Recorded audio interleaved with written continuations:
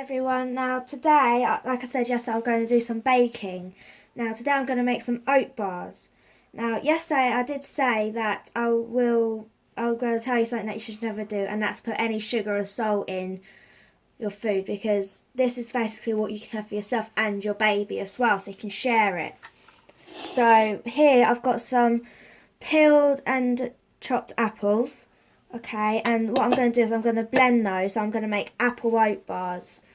Okay, I've got flour. It could be self-raising, doesn't have to be. It's up to you. And I've got porridge oats. And as you can see, I've got a lot of organic stuff because I like to be very healthy. And I've got cups and sieve and that. Sometimes I don't even use a sieve, if anyway. So I'd say that you need one apple. Okay, to a cup of oats, porridge oats, and a third of a cup for flour, and that's basically it. So I'm going to blend. So I'm going to measure out the porridge, okay, and then I'll put the apple in the bowl, and then I'll come back. Okay, see you later. Well, now everyone, I've blended this up. I do have like this multi-blender thing, so it can like do with another hand blender, so it can be like a hand blender as well. But it hasn't got to the consistency I want it to be. But at the same time, it's up to you as well.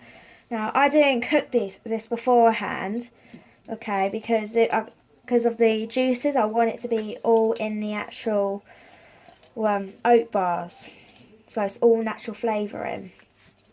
Okay, but if you don't have a blender, you can cook it, okay, but also so you can mash it up.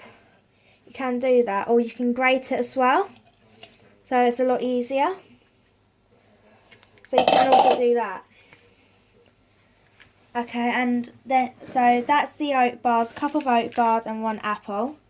And what I'm going to do is I'm going to get a fork, okay, and I do have a whisk, but the reason why I don't use a whisk is I want it to slip through this, and it also incorporates it. And you do this with you can also add banana, you can add carrots, you can add any fruit or veg to this. You can even add what's it called again? What's it called again, Mum? Yeah, my mum's helping me video this. What's it called again? I had that little bag that I used to put in the oat bars. Nuts. That's it. Nuts. If you go in Tesco's, they actually have this pack of unsalted nuts, all natural. And you can put that in here if you want, but I don't have any. I haven't got any for a while, so as I said, used to. So now that's all mixed in. Okay, I have to say it's a lot longer and a lot harder if you do the banana, because as I say, use the fork because you can actually mix it in a lot better than the actual whisk. But this is my opinion. You can also try it with the whisk if you want. So that's all mixed in. So now I'm going to get a third of a cup of flour.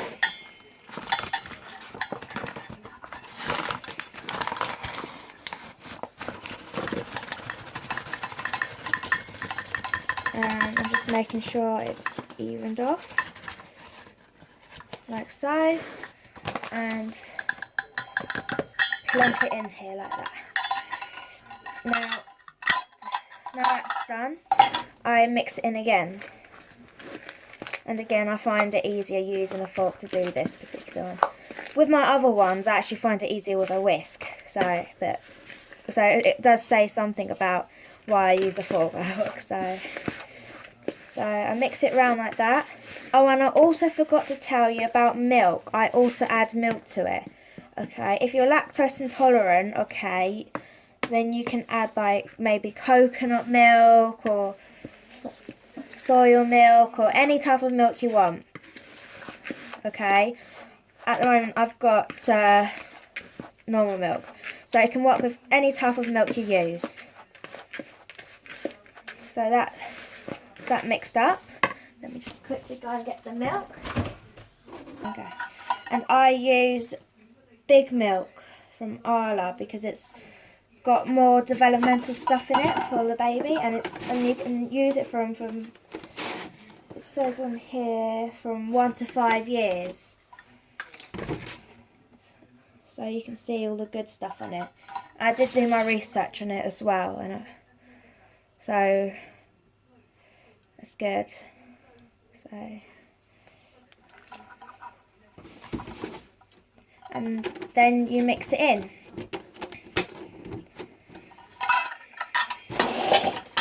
Like so.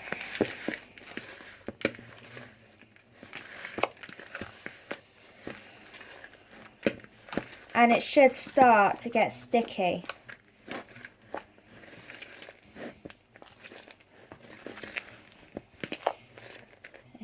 Sometimes it might be crumbly sticky, sometimes it will probably be like really sticky. But you want to make sure that it's got all of the flour, all of the oats combined together, and it will get really thick. And as you can see, I've got my mum filming, as I said, as you can see, it's actually getting a lot tougher. And this is why I'd recommend this, because with a whisk it will probably get in the middle of it. Whereas this, you can actually just scoop it around like that. Make sure you get every little piece on it. Now, I don't have little cupcake things or anything. You can also use a bread thing to cook it in, or you can do it as little what's it called? As little cake hold. You can put it in little cake holders as well. Okay, but because I don't have any of those little cake things, I use greaseproof paper. So I use greaseproof paper to do it, and I think I'm going to put it in little cupcake ways. So I'll come back and I'll show you the little cupcakes that I've done. Okay, see you later. Okay, now because I don't have little cupcake holders or anything, I'm going to use these to make the little cupcake holder things. Okay, and I never use any oil or butter when I'm greasing it down. I just use this. Done. Okay, I could use a bread to bake bread in, but okay, and just put this. Sorry, Mum. Put this down the thing. Okay, and but I thought no, I'm gonna use that for another video. I could use it now, but I thought no, because with that I'd have to start chopping it up, whereas with these I don't have to. So I'll put it in there like that. You can put as much in as you like. So if you're also making little cupcakes, you can use these and make it like a fancy cupcake holder things. You know, like the ones with that sharp pointy edges at the side. You can do that with these.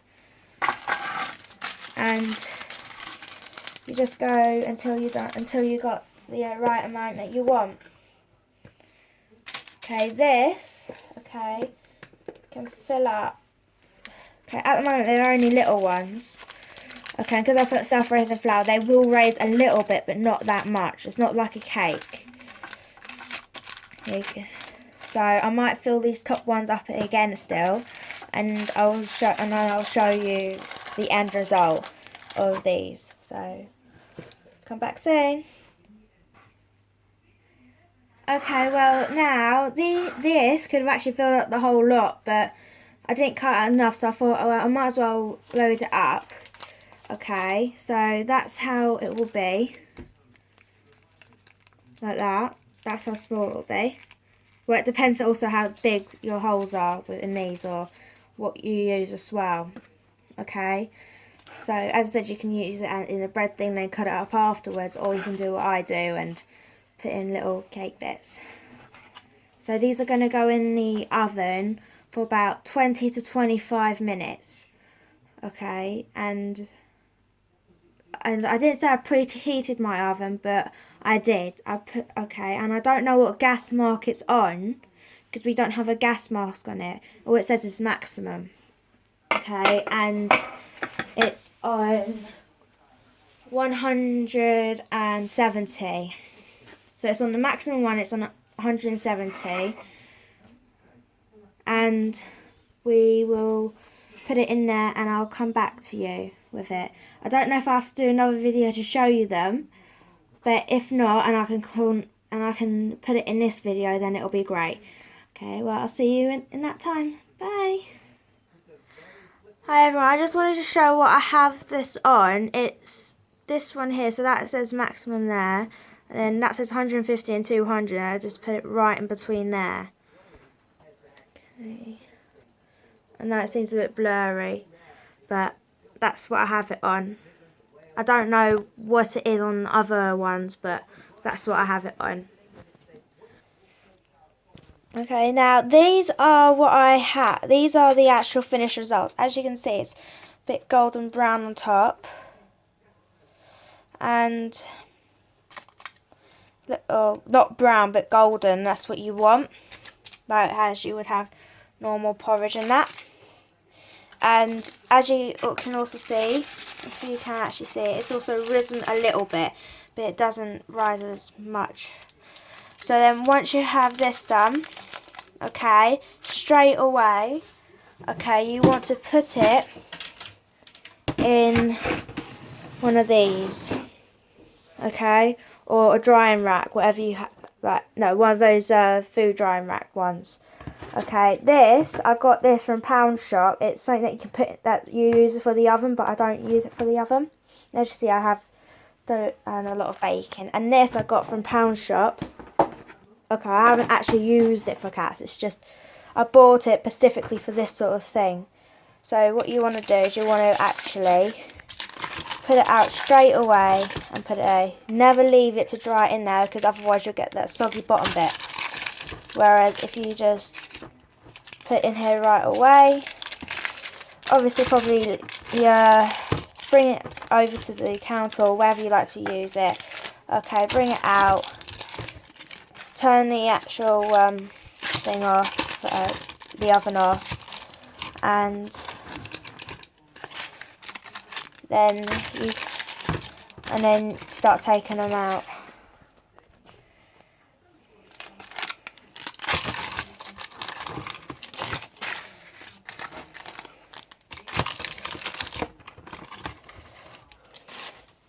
So as I said, there is a little bit, but not that much.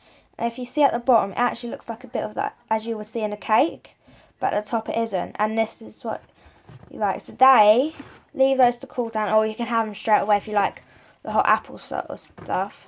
And you can have it.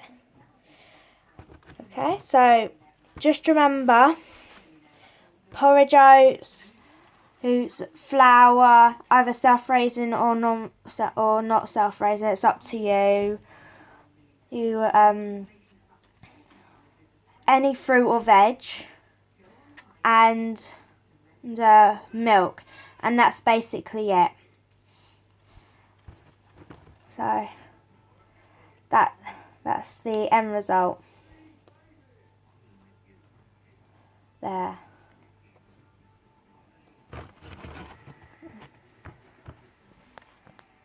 And there we go. I hope you enjoyed this video.